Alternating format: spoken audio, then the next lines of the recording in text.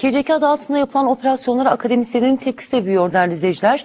Boğaziçi Üniversitesi'nde görevli 100'ü aşkın akademisyen meslektaşları Ersanlı için yürüdü.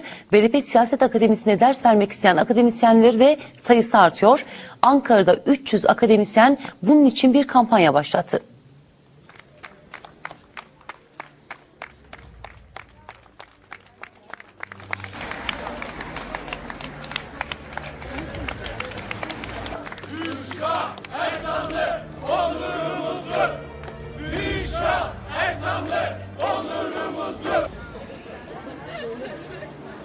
Boğaziçi Üniversitesi'nde görevli 100'ü aşkın akademisyen Profesör Doktor Büşra Ersanlı'nın tutuklanmasını protesto etmek için cübbeleriyle yürüdü.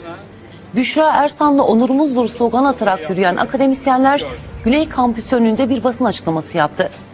Profesör Doktor Alper Sevgen başta Türkiye Meclisi olmak üzere tüm kesimlere toplumsal barışın tesisi için çaba gösterme çağrısı yaptı.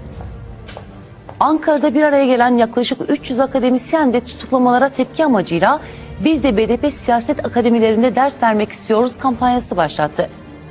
Kampanyayı başlatan Profesör Doktor Işıl Ünal ve yazar Ahmet Kardam'ın da aralarında olduğu bir heyet bugün BDP Genel Merkezi'ne destek ziyaretinde bulundu.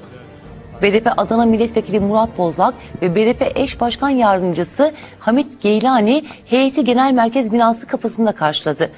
Heyet adına açıklama yapan Doktor Faruk Alpay'a, üniversite ve siyaset üzerindeki baskıya dur diyebilmek için BDP Siyaset Akademisi'nde ders vermek istiyoruz dedi.